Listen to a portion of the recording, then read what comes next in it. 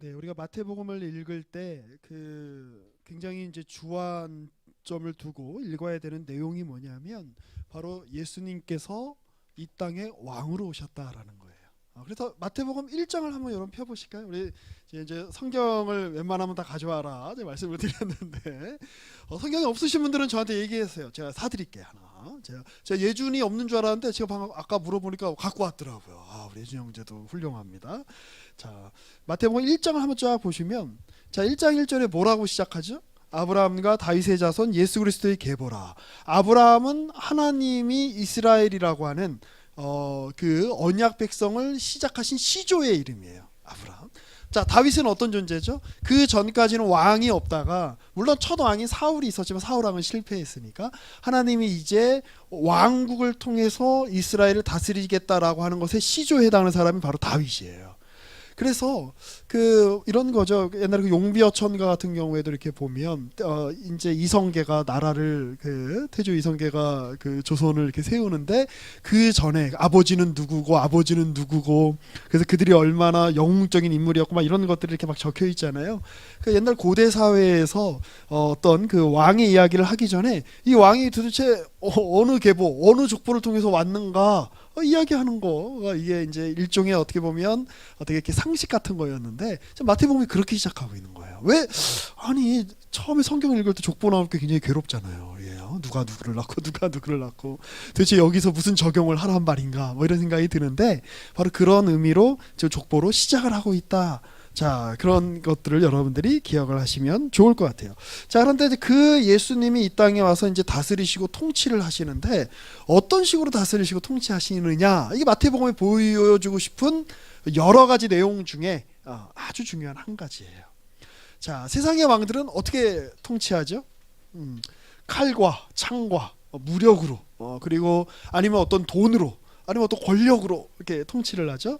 근데 예수님의 통치는 그렇지 않아요. 그래서 제자들이 이 예수님을 이해를 못해. 도대체 이 예수님이 어떤 분이신지를 전혀 이해를 못하는데 우리 마태복음 20장 한번 볼까요?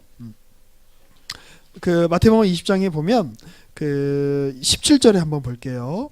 주님께서 이 마태복음에 보면 이제 이 앞서서부터 20장까지에 보면 야 내가 죽을 거다 이 얘기를 3번 하시는데 한 번은 그 베드로가 주님 그리스도시요 살아계신 하나님의 아들입니다라고 고백했을 때 그때 야 시몬아 네가 복이 있구나 네가 이런 고백을 하다니 너 이제 시몬이라 그러지 말고 반석이라 그래라 베드로라 그래라 이름 내가 바꿔줄게 내가 내 위에 교회를 세울게 이걸 네가 알게 하니는 이거는 사람이 아니라 하나님이다. 주님이 너무 기뻐하셨어요.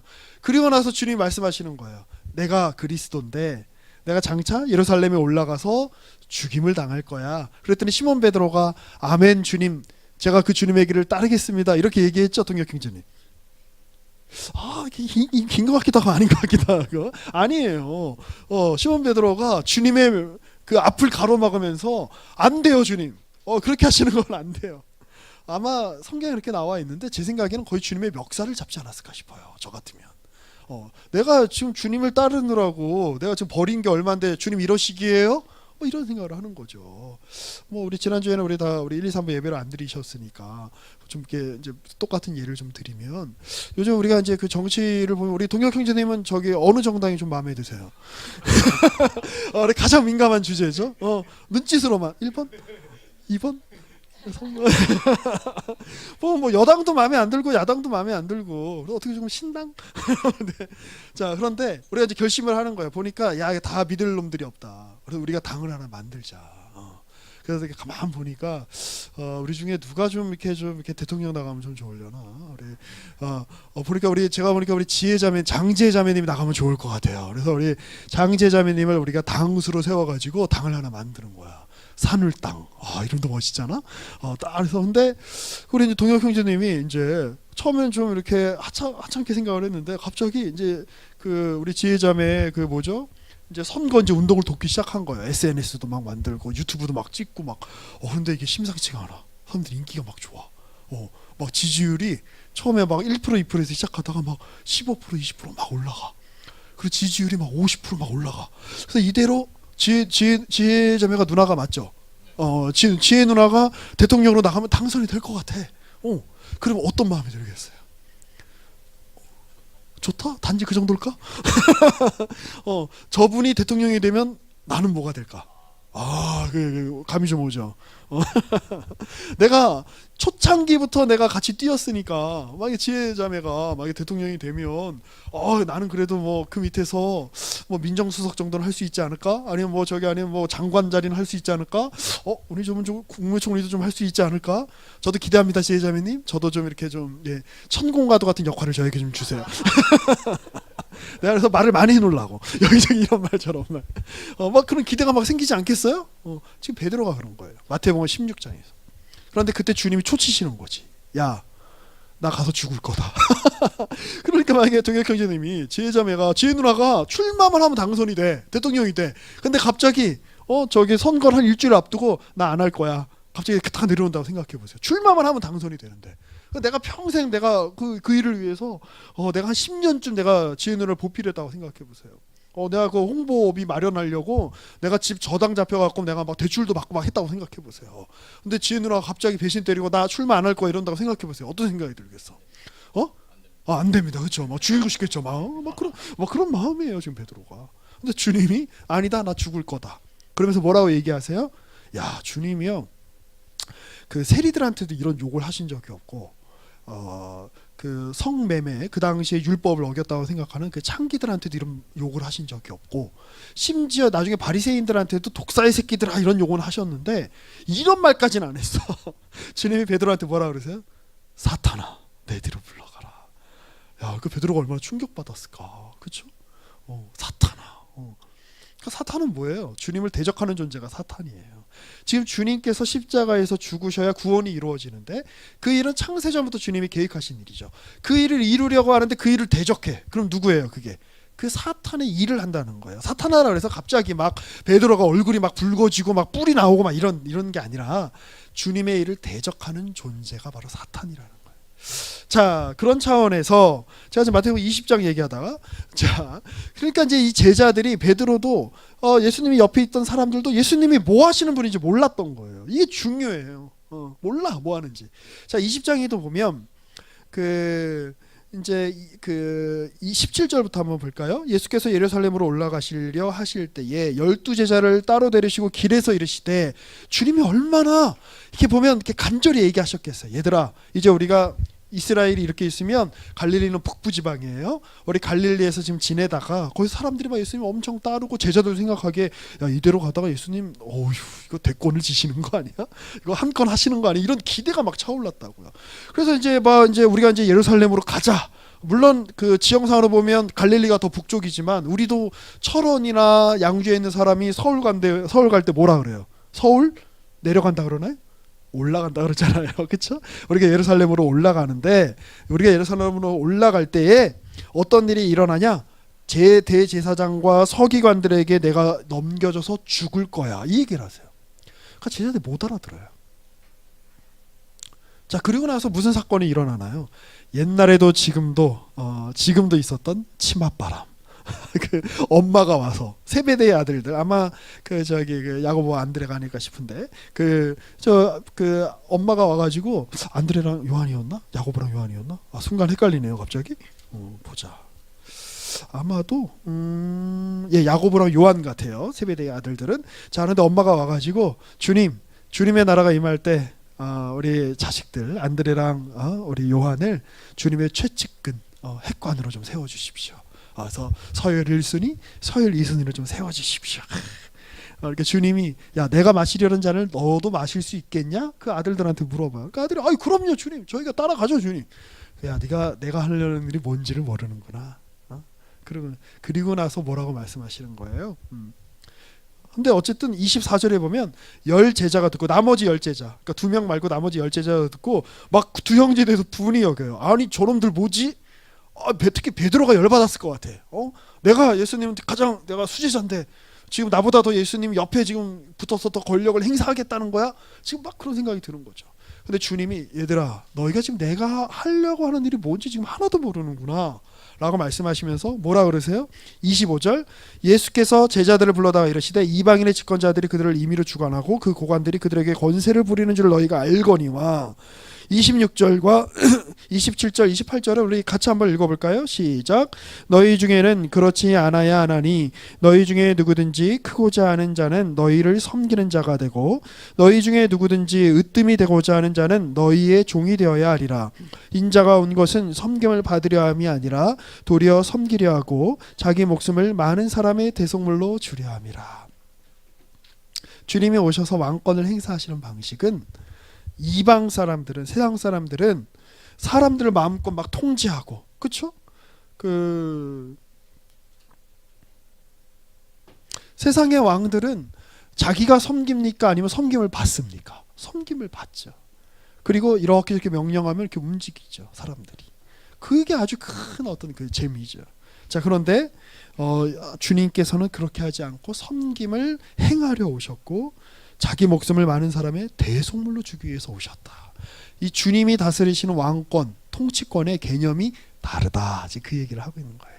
자, 그러면서 주님께서 이제 예루살렘에 들어오시는 대목을 오늘 우리가 읽었습니다. 자, 천국은 어떤 곳일까요? 자, 먼저 우리가 이 주님이 이 예루살렘에 입성하시는 대목을 우리가 좀 더 깊이 살펴보기 전에 이 천국에 관한 아주 그 대표적인 그 예가 우리가 이제 그 방금 읽었던 28절 이후에 이제 이런 얘기들이 나오는데, 먼저 20장 1절에서 16절에 보시면, 여러분 우리 한 주 동안 혹시 여러분 큐티 하셨어요? 그래요. 빵 안 준다고 이제 큐티 안 하는 거 아니죠? 여러분들이 이제 앞으로 제 설교를 잘 들으시려면 큐티를 하셔야 돼요. 하신 걸 전제로 하고 거기서 이제 더 나아가서 이제 본문 그 얘기를 이제 해설을 하는 거니까 좀 여러분들이 매일매일 말씀을 읽으셨으면 좋겠어요. 우리 지난주에 우리 그 20장 1절에서 16절의 말씀을 우리가 또 묵상을 여러분들이 하셨을 때 아마 월요일 말씀이었나? 화요일 말씀이었나? 찾아보자. 자, 자, 우리 큐티집을 딱 보면 아마도 월요일 말씀이었어요. 맞아요. 자, 근데 월요일 말씀 20장 1절을 한번 보세요. 이 비유는 여러분들 아시죠? 처음 들어보는 것처럼 그렇게 표정을 하면 제가 굉장히 곤란해져요. 자, 만약에 못 읽어보신 분들은 지금 빨리 한번 스캔해 보세요. 이게 무슨 얘기인가? 간단히 말씀드릴게요. 어떤 포도원 주인이 있었어요. 포도원이 일할 때가 돼서 뭐 포도를 딸 때가 됐는지 어떤 일을 해야 돼. 그래갖고 사람들을 쓰는데 아침에 가서 한 9시에 가서 사람을 불렀어요. 우리 이따 저녁 6시까지 일해야 되는데 와서 일할래? 예, 좋아요. 그런데 일꾼이 더 필요한 거예요. 아니면 포도원 주인이 굉장히 인자한 사람이에요. 긍휼이 많은 사람이었던 것 같아요. 한 10시쯤 나갔는데 또 일자리를 못 구해서 헤매고 있는 사람들이 있어요. 여러분 일용직이란 말 알아요? 그러니까 어떤 특정한 어떤 그 직장에 속해서 월급을 받는 게 아니라 매일매일 일이 있으면 일을 해서 돈을 받는 사람들을 일용직에 있다 그래요. 우리 여기저기 우리 밑에 우리 연무동의 그 연무시장에도 그렇게 일용직 일하시는 분들이 많아요. 그래서 제가 새벽기도 올 때 그 연무시장 그쪽으로 이렇게 지나오는데 그러면 그때가 새벽 한 5시쯤 되거든요. 근데 거기 이제 일을 이제 얻기 위해서 이렇게 쭉 서 있고 이제 이런 분들이 이제 있죠. 그러니까 일을 못 얻거나 뭐 비가 오거나 그래서 일을 못 해. 아니면 일자리가 없어서 일을 못 해. 그럼 그 사람 하루에 일당을 받을 수 있을까요, 없을까요? 못 받아요. 요즘이야 그래도 이제 이런저런 뭐 이렇게 보안 제도가 많이 있지만 옛날 같으면 그렇게 일을 못 하면 어떻게 돼요? 굶는 거야. 그러니까 이 주인이 긍휼이 많은 사람이었던 것 같아. 12시에 또 나가. 6시까지 일할 건데 너 일할래? 예, 좋아요. 그리고 또 너무 마음이 너무 좋은 분 같아. 이 주인이 오후 3시에 또 나가. 우리 6시까지 일할 건데 너 일할래? 아직도 너 일자리 못 구했구나. 그리고 심지어 5시에 나가보니까 오후 5시에 나가보니까 6시에 일을 마쳐야 되는데 아직도 일자리를 못 구하고 있는 사람이 있는 거야. 그러니까 주인이 생각하기에 야, 이 사람 일을 못하면 오늘 저녁은 어떻게 먹나? 저 사람만 지금 바라보고 있는 가족들은 또 끼니를 굶을 텐데 어떡하나? 너 저기 6시까지 1시간만 일하면 되는데 와서 할래? 아유, 감사합니다. 자, 6시가 딱 됐어요. 자, 이제 일당 나눠줄게. 그래서 일단 제일 먼저 5시에 온 사람한테 일당을 주는 거예요. 너 5시에 왔지? 1시간 일을 했는데 일당 15만 원 줄게. 자, 그리고 4시, 그러니까 이제 아침 9시부터 온 사람들은 무슨 기대를 하겠어요? 1시간 일하는 사람도 15만 원 받는데 그럼 나는 적어도 한 30만 원은 주지 않을까? 뭐 이런 생각을 하지 않겠어요? 그런데 오후 12시에 난 12시에 온 사람이나 오전 11시에 온 사람이나 10시에 온 사람이나 9시에 온 사람이나 다 15만 원씩 받는 거야. 그러니까 9시에 온 사람이 열받잖아요. 이거 공정하지 못해요. 막 이런 생각 들지 않을까요? 왜 이렇게 상식에 안 받게 하세요? 그런데 주인이 뭐라 그래요? 야, 어차피 일당을 이렇게 한 데나리온 15만 원 주기로 하고 너를 불러온 거 아니냐. 내가 1시간 일하는 사람한테 15만 원 줄지 말지는 내 결정인지 네가 결정할 게 아니다. 내가 똑같이 주기로 마음을 먹은 건 내 마음이지 네가 결정할 건 아니다. 지금 주님이 그런 얘기를 해요. 자, 그런데 이 비유가 어떤 비유다라고 하는 것이죠? 20장 1절 한번 보세요. 천국은 마치 품꾼을 얻어 포도원에 들여보내려고 이른 아침에 나간 집주인과 같으리. 자, 여러분 여기 굉장히 세심하게 봐야 돼요. 우리는 보통 천국, 그러니까 다시 말하면 하나님 나라라는 개념인데, 하나님 나라 그러면 그 다음에 하나님 나라는 뭐다라고 했을 때 뭐가 와야 될 것 같아요? 하나님 나라는 이런 나라다 이렇게 와야 되지 않아요? 그렇죠? 혹은 하나님 나라는 이런 곳이다 이렇게 와야 되지 않아요? 이 비유를 들어서 얘기하면 하나님 나라는 이런 원리가 작동하는 곳이다 라고 말씀하셔야 될 것 같지 않아요? 그런데 표현을 굉장히 잘 보세요. 하나님 나라는 어떤 곳이다? 이른 아침에 나간 무엇과 같다? 집주인과 같다 그래요. 여러분 여기가 우리가 하나님 나라 개념에 대해서 늘 오해하게 되는 지점이에요. 하나님 나라를 이해하는 데 있어서 늘 미끄러지는 지점이에요. 우리는 하나님 나라를 늘 우리가 생각하는 어떤 기대, 우리가 생각하는 어떠한 상식, 우리가 생각하는 어떠한 규율 혹은 어떠한 법 이런 것들이 이루어지는 어떤 원리 이런 거라고 자꾸 생각해요. 물론 그게 맞아요. 맞는데 하나님 나라는 근본적으로 어떤 곳이냐? 예수가 곧 하나님의 나라다라는 거예요. 예수가 하나님 나라 무슨 말이지? 좀 약간 헷갈리죠.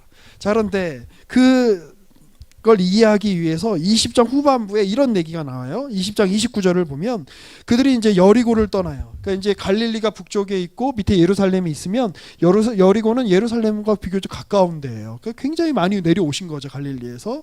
자, 거기서 이제 여리고에서 떠나서 가려고 하는데 큰 무리가 예수를 막 따르는 거야. 자, 그런데 그때 시각장애인 두 사람이 와가지고 우리를 불쌍히 여겨주십시오. 다윗의 자손이요 이렇게 이야기하는 거예요. 다윗의 자손이라는 표현은 통치권을 말하는 거예요. 왕이시여 이런 뜻이에요. 왜냐하면 다윗은 이스라엘의 왕이잖아요. 그러니까 다윗의 자손이란 말은 당신은 우리의 통치자입니다 이런 뜻이에요. 자, 그럼 우리를 불쌍히 여겨주십시오. 근데 무리들이 내쫓으려고 그래. 야, 시끄럽다. 지금 너 예수님 지금 가시는데 너 왜 이렇게 시끄럽게 해? 막 막고 막 요즘 같으면 어디 이렇게 양팔 이렇게 두 다리 이렇게 다 잡고 아마 이렇게 밖으로 내보냈을 거예요. 그런데 주님께서 그렇게 못하게 하시고 야, 불러와라. 내가 너희한테 뭘 해주기를 원하니? 그러니까 주여 우리의 눈이 떠지기를 원합니다. 그래, 네가 눈이 떠질 거다. 그래서 그 눈을 만져주시고 눈이 떠져요. 그리고 나서 34절에 보면 맨 마지막 문장 보세요. 뭐라고 돼 있죠? 그들이 예수를 어떻게 했다? 따르니라. 호산나 다윗의 자손이여라고 하면 예루살렘에서 예수님의 입성을 함께 찬양했던 경배했던 그 무리들 중에는 누구도 포함이 되는 거예요? 이 시각장애인 2명도 포함이 되는 거예요. 그러니 주님의 관심은 우리는 대부분 사람들이 많이 모이는데 관심이 있어요. 예수님 그 비유하시죠. 100마리 양 중에 99마리가 있고 한 마리가 어디 나가서 없으면 선한 목자는 어떻게 한다는 거예요? 그 한 마리 찾아서 간다는 거예요. 우리 상식이랑 좀 안 맞죠. 저는 99마리를 더 잘 지켜야 될 것 같은데. 그러니까 99마리는 이제 우리의 잘 있는 그 양이겠죠. 그 주님의 관심이 뭐예요? 99마리 다수에 들지 못한 한 마리의 그 어린 양을 찾아서 어디로 데리고 오는 거예요? 이 전체 무리에 데리고 오는 거. 구약에 의하면 이 당시 사람들에 의하면 시각장애인은 저주받은 사람들이에요. 하나님의 벌을 받은 사람들이에요. 그 예수님 주변에 늘 그런 사람들이 많았지. 그런데 그들이 하나님의 정상적인 가족 안에, 하나님의 정상적인 백성 안에 누구로 말미암아 들어오게 돼요? 예수로 말미암아. 원래 하나님의 이 정상적인 교회의 범주에 들어올 수 없는 사람들, 이스라엘의 범주에 들어올 수 없는 사람들, 그들이 예수님을 만나서 교회 안으로 들어오고 하나님 나라 안으로 들어오게 되었다. 그게 바로 하나님 나라다. 지금 성경이 그 얘기를 하고 있는 거예요.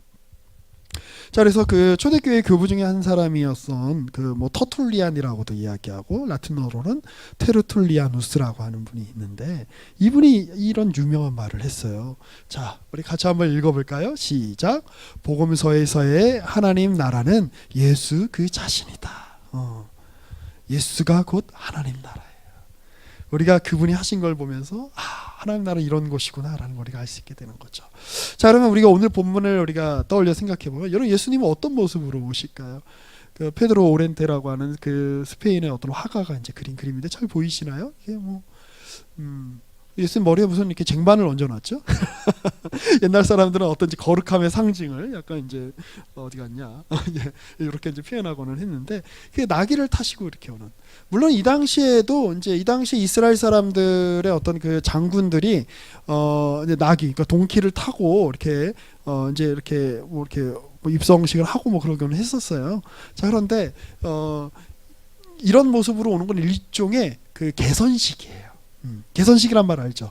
옛날 뭐 로마 제국 같은 데서 어떤 장군이 혹은 황제가 가서 적군을 물리치고 돌아오면 사람들이 쫙 도열을 하고 막 노래를 불러주고 막 하는 그게 이제 바로 개선식인데 이제 뭐 실제 뭐 우리가 로마 시대를 살아 뭐 그때 남겨진 게 없으니까 뭐 어디 뭐 이렇게 뭐라죠? 이렇게 어디는 이렇게 바위 같은데 이제 새겨지거나 이제 그러니까 우리가 이제 볼 수 있는 형태의 뭐 그림은 없으니까 다 상상으로 그리는 건데 18세기의 어떤 이제 프랑스 화가가 그린 이제 그런 개선식 모습인데 그 제목이 이제 그 폼페이우스라고 하는 그 유명한 로마의 장군이 있었죠. 그러니까 실제로 이 폼페이우스가 이 당시에 그 지금의 팔레스타인 지역, 시리아 지역, 팔레스타인 지역을 점령해서 로마의 제국의 어떤 그쪽으로 이제 이렇게 편입을 시켜요. 그래서 그가 이제 그걸 마치고 이제 그 로마로 이렇게 이제 탁 들어설 때 그걸 이렇게 이제 그려낸 그 개선식 장면이 얼마나 영광스럽고 굉장합니까? 제가 많은 개선식 그림 중에 굉장히 이 그림이 굉장히 인상적이었어요. 그런데 주님의 모습은 그 나귀 타고 동키 타고 슈렉도 아니고 그렇게 굉장히 초라하게 이렇게 다 이렇게 들어가시는 그런 모습을 지금 대조적으로 지금 보여주고 있는 것이에요. 자, 그런데 이때 사람들이 이야기합니다. 찬송하리로다 주의 이름으로 오시는 이여 라고 막 고백해요. 호산나. 호산나란 말은 우리를 구원하소서 이런 뜻인데 이 당시에 이제 황제나 왕들이 이제 개선식을 할 때 실제로 우리를 구원하소서 우리의 구원자요 이런 말들을 막 했었어요.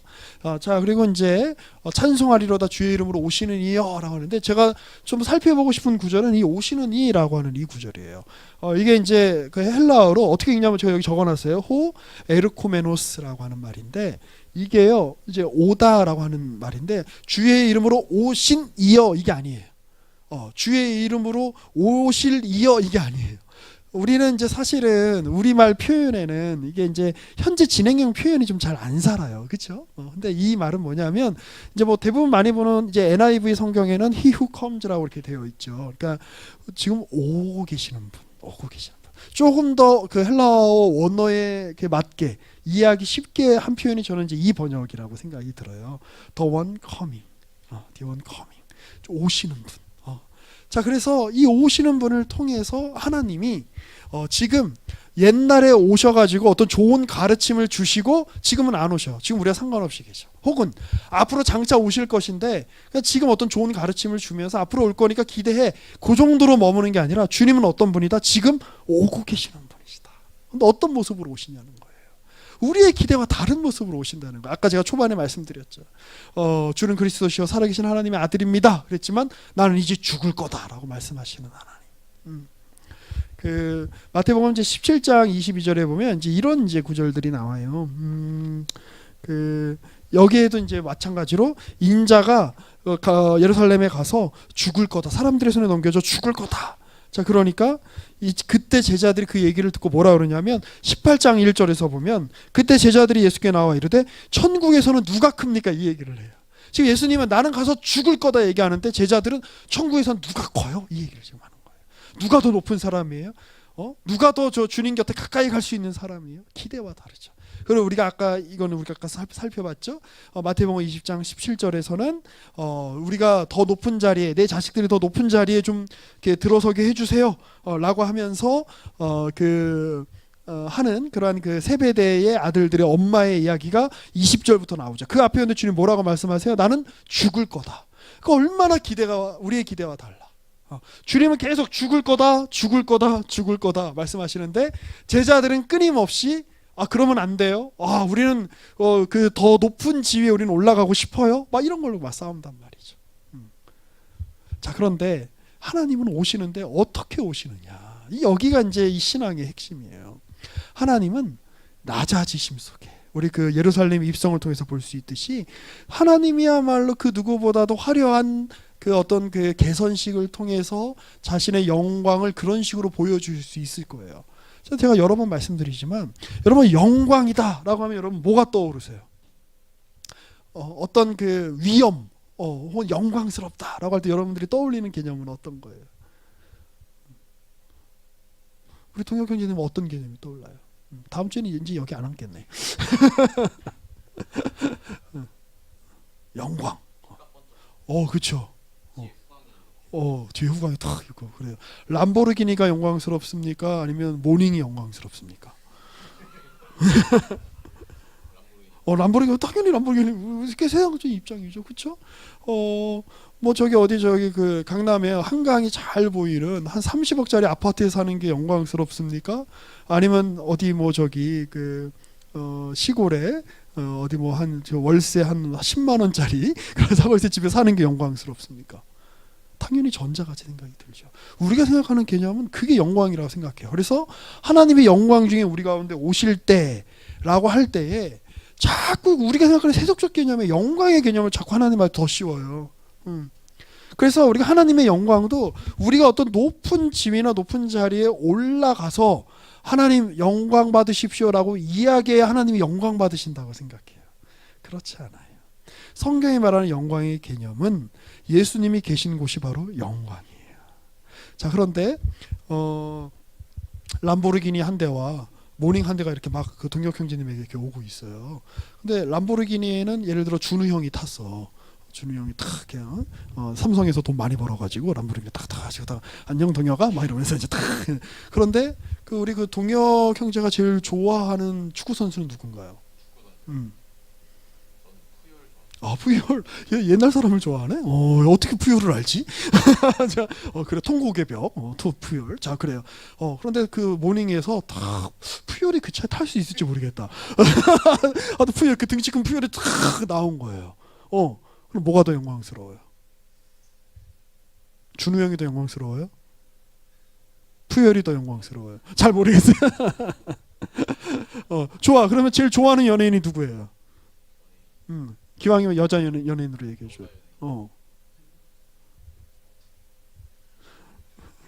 너무 많아서 막 고민 중이에요. 생각이 안 나서. 그럼 제일 아이유? 제일 만나고 싶은 사람이 누구예요? 역사를 통틀어서. 스티브 잡스. 이미 고인이 되신. 좋아. 람보르기니에선 준우 형이 내렸고 모닝에서 스티브 잡스가 내렸어. 뭐가 더 영광이에요?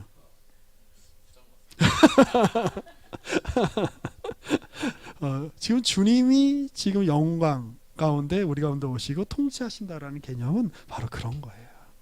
우리의 외적인 개념으로 놓고 보면 너무 초라해 보여요. 말이 되지 않아.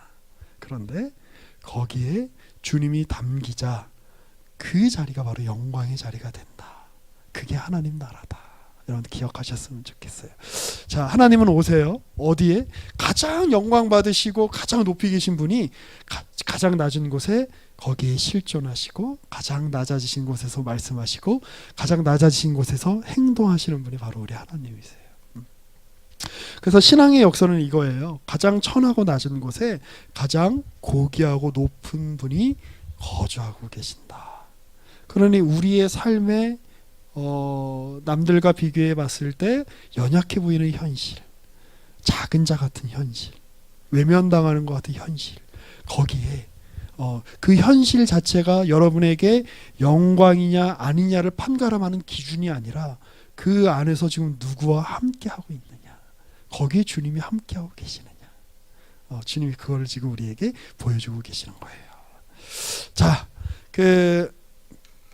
또 하나 더 좀 강조를 좀 해드리고 싶은 게 있어요. 이건 우리 이제 교재에 우리 큐티집에 잘 이야기를 하고 있어서 제가 따로 여기다가 실지는 않았어요. 자, 여러분들이 혹시 큐티집이 있으시면 다음부터는 큐티집도 가져오세요. 그래서 우리 조별 모임을 할 때에 제가 웬만하면 이 소그룹 성경 나눔이라고 되어 있는 그 본문을 가지고 좀 하려고 해요. 그래서 여러분들 그걸 가지고 좀 하시면 좋을 것 같은데 그 84쪽에 보면 이런 이제 질문이 있어요. 그 본문을 묻는 질문 중에 성경 속으로라고 하는 그런 해당되는 항목 중에 3번 질문을 보시면 예수님께서는 군중들이 자기에게 원하는 것과 당신께서 행하실 일이 정반대의 방향을 가리키고 있다는 사실을 알고 계십니다.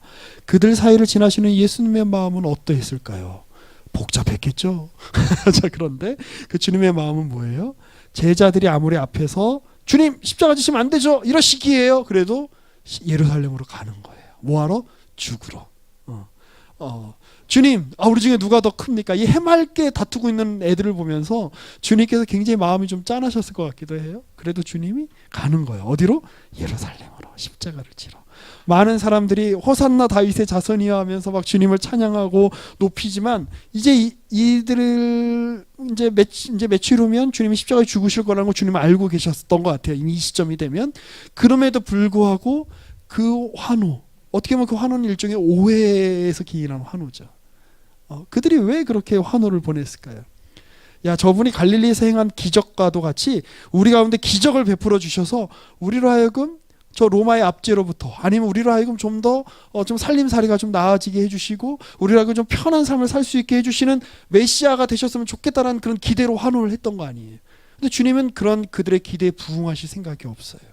그렇지만 그들의 환호하는 그 속을 주님께서는 걸어가세요. 감수하기로 결정하세요. 여러분, 우리가 신자로서 산다는 거는, 신앙인으로서 산다는 거는 그런 주님의 모습을 닮아가는 삶이에요. 때로는 주님만 알았을 거예요. 이 시점에서 주님이 뭘 하려고 하는지. 제자도 몰라줘요. 가족도 예수님의 어머니였던 마리아도 예수님 뭘 하려고 했는지 몰랐던 것 같아요. 가족도 몰라줘요. 예수님에게는 형제와 자매들이 있었거든요. 형제들도 자매들도 예수님 뭘 하려고 하는지 몰라요. 심지어 성경을 가장 잘 안다고 하는 서기관들도 예수님 뭘 하려고 하는지 몰라요. 오해해요. 그런데 주님은 그 길을 가요. 감수해요. 그러니 여러분, 하나님께 만약에 여러분들에게 맡기신 일이 있다면, 그리고 하나님 여러분들을 통해서 이루고자 하시는 그 일이 분명하게 여러분들 안에 확고하게 그 마음이 있다면 사람들의 평가에 상관없이, 주변의 환경에 상관없이 나는 그 길을 간다, 감수한다. 여러분, 그 마음이 필요해요. 특별히 어떤 그 단체나 어떤 공동체에서 그 어떤 책임을 지는 자리에 있는 건 사실 쉬운 일이 아니에요. 우리 이제 준호 형제가 이제 우리 지혜자매님의 뒤를 이어서 우리 공동체 우리 대표가 됐는데 어제 보니까 좀 짠하더라고요. 우리 현우 형제 결혼식 마치고 우리 그 카페 갈 사람들은 같이 가요 그랬는데 아무도 대꾸를 안 해줘. 내가 나 혼자 좋아요 눌렀어요. 나 혼자 이렇게 엄지손가락에 눌러줘. 아무도 대꾸를 안 해줘. 그러니까 제가 같이 저기 종로에 아는 사람이 하는 그 카페에 있다 그래갖고 같이 이렇게 걸어갔는데 그 뒤에 그 발걸음이 얼마나 제 뒤에서 보는데 쓸쓸한지 몰라요. 근데 가는 거야. 감수하는 거야. 남들이 날 인정해 주잖아요. 그래서 거기 가서 또 도너츠를 사더라고. 오늘 차영씨 그 도너츠 먹었어요? 맛있었어요? 그거 보는데 내가 또 마음이 짠한 거야. 따라는 가지 않으면서 먹으니까 맛있었어요? 그렇게 혼자 고독하게 막 가게 만들어 놓고 도너츠는 먹으니까 맛있었어요? 근데 감수하는 거야. 그냥 나는 그냥 사람들이 나를 몰라줘도 나는 그 길을 간다. 그만하라고? 알았어. 인생 그런 것이죠. 주님의 길을 따른다는 건 그런 거죠. 우리는 너무 저는 SNS나 뭐 이런 것들이 뭐 선기능이 있다고 생각해요. 그런데 약간 우리 시대의 문화는 너무 내 마음을 많이 보여줘. 그러니까 내 마음에 대해서 사람들이 너무 알아주기를 원해요. 내 상황에 대해서 사람들이 너무 많이 알아주기를 원해요. 내 처지에 대해서 사람들이 너무 많이 알아주기를 원해요. 물론 때로는 우리가 서로의 마음을 이해하고 서로의 마음을 알아주는 건 너무 좋은 일이죠. 그런데 그걸 맘대로 생각하면 곤란하죠. 내가 네 마음을 좀 더 알아줄게. 우리가 함께 같이 모여서 공동체로 모일 때 당신의 이야기를 더 들어줄게. 이게 주님의 모습이죠. 반대로 내가 이렇게 힘드니까 네가 내 마음을 좀 알아줘봐. 내가 이렇게 어려우니까 네가 내 마음을 좀 헤아려봐 라고 하는 건 절대로 주님의 태도라고 할 수 없을 거예요. 그러한 주님께서 오해와 그 무지와 외면과 그 이해 못함과 이런 것에도 불구하고 주님의 길을 고독하게 걸으셨던 것 같이 그 길을 걸어낼 수 있는 실력이 저 여러분들한테 있었으면 좋겠어요. 자, 우리 오늘 두 가지를 말씀드렸습니다. 하나님은 낮은 데로 임하신다. 그게 하나님의 영광이다. 가장 존귀하고 가장 높으신 분이 가장 천하고 낮은 곳에 거주하신다. 그걸 기쁨으로 삼으십니다. 그래서 사실 이 얘기에 대해서는 제가 하고 싶은 얘기가 굉장히 많은데 제가 늘 설교를 하다 보면 실질적인 좀 이제 적용 부분을 이야기할 때쯤 되면 설교가 끝날 때가 돼요. 그래서 늘 이제 못하고 좀 마무리를 하게 되는데 이 부분에 대해서는 제가 다음에 또 설교할 때 또 같이 좀 이야기를 좀 나눠드리고 싶어요. 자, 그리고 두 번째로 우리가 예수님의 모습을 따르는 사람들이 예수님의 제자죠. 예수 따름이 우리 이무신 목사님께서도 이렇게 몇 번 말씀하셨는데 예수 따름이로서 그 예수님의 길 사람들이 내 마음을 다 알아주지 못하고 사람들이 다 나를 인정하지 못하고 사람들 속이 내 속 같지 않아요. 그런데 주님께서 내게 그 허락하신 그 길을 묵묵히 고독히 걸어가면서 감수할 수 있는 그러한 용기와 실력 이런 것들이 이 말씀을 읽는 여러분들에게 갖춰지게 되시기를 주님의 이름으로 권면하고 축복합니다. 우리 함께 기도하겠습니다. 우리 잠시 함께 좀 기도할 때 우리 좀 읽었던 우리 말씀을 가지고 함께 같이 좀 기도했으면 좋겠어요. 우리 먼저 예수님께서 이 땅에 오신 하나님이세요. 그분이 가장 낮은 자리, 가장 연약한 자리, 그리고 가장 작은 자들에게 관심을 기울이셨어요. 그리고 그 주님이 오늘 너무 작은 것 같고 너무 낮은 곳에 있는 것 같고 너무 아무것도 아닌 것 같은 내게 주님이 관심이 많으세요. 그리고 우리 주변에 아무도 관심을 기울일 것 같지 않은 그 사람들에게 주님이 관심이 많으세요. 그런 주님의 관심, 그런 주님이 찾아오시는 그 대상이 바로 우리와도 같은 작은 자라는 사실을 기억하게 해주십시오. 내게 오시는 주님을 우리가 내 마음으로 깊이 받아들이게 하여 주십시오. 그렇게 우리 함께 같이 기도하고요. 또한 우리가 주님의 길을 따르는 데 있어서 때로는 사람들이 인정하지 않고 사람들이 알아주지 않고 때로는 외롭고 그렇다고 할지라도 주님과 함께 그 길을 묵묵히 때로는 고독을 감수하며 오해를 감수하며 그 길을 걸어갈 수 있는 용기와 실력이 우리 가운데 있게 해주십시오. 우리 이 두 가지를 놓고 우리 같이 한번 잠시 우리의 목소리로 우리의 마음으로 잠시 기도하면서 우리 오늘 예배를 마무리하기를 원합니다. 함께 기도하겠습니다. 하나님, 주님께서는 저 멀리 우주에 계시면서 우리를 관망하시는 분이 아니시라. 주님께서는 우리에게 몇 가지 교훈과 가르침을 주시고 너희가 이걸 잘 지켜보라고 던져주시고는 그냥 외면하시는 분이 아니시라. 오늘 우리의 마음 가운데, 오늘 우리의 현실 가운데, 오늘 우리의 처참한 삶의 자리 가운데 지금도 다가오고 계시는 주님이심임을 이 말씀을 들어 고백하고 그 주님을 믿습니다. 주님, 우리 사랑하는 청년들의 삶 가운데 다가와 주옵소서. 때로는 외면받는 것 같고 때로는 너무나 작은 것 같고 때로는 세상 사람들과 비교했을 때에 너무나 초라한 것 같고 99마리의 다수에 들지 못하고 한 마리 방황하는 양 같은 처지에 있는 것 같은 그런 주의 자녀들이 있습니까? 주님께서 지금 다가와 주옵소서. 그 오시는 하나님, 작고 작은 자리에 찾아오시는 하나님, 연약하고 외면받는 자리에 다가오시는 그 주님을 우리가 발견하게 하여 주옵소서. 또 그 주님이 가시길 원하시는 우리 사회의 우리의 삶의 작은 자들, 연약한 이들, 전체 무리에 들지 못하고 외면당하는 이들, 그 주님이 관심을 기울이시는 곳에 우리의 관심을 기울일 수 있도록, 그러한 성숙함이 있을 수 있도록 주님 우리 가운데 임하여 주옵소서. 주님의 마음은 일자리가 없어서, 먹을 끼니가 없어서 헤매고 있는 일꾼들에게 다가가서 네가 1시간이라도 일해도 좋으니 내게 와서 일을 하고 내가 주는 돈을 받아가라라고 이야기했던 선한 포도원 주인의 마음과도 같다고 성경이 이야기하고 있습니다. 그것이 바로 하나님 나라라고 이야기하고 있습니다. 그 주님의 선하신 마음, 그 주님의 선하신 통치, 그 주님의 선하신 역사가 우리의 삶 가운데 펼쳐지게 하시고 우리가 그렇게 하나님 나라를 살 수 있도록 주님께서 역사하여 주시옵소서. 이제는 우리 구주 예수 그리스도의 은혜와 하나님 아버지의 사랑과 성령의 교통하심이 우리에게 다가오셔서 선한 통치로 하나님 나라가 무엇인지를 보여주시는 그 예수로 말미암아 하나님 나라를 누리고 살며 또 그 하나님 나라가 되시는 예수의 삶을 본받아 살며 하나님 나라를 우리의 삶 가운데 확장하기 원하는 우리 모든 광교산을교회 청년들 위해 지금부터 영원까지 함께 계실지어다. 아멘.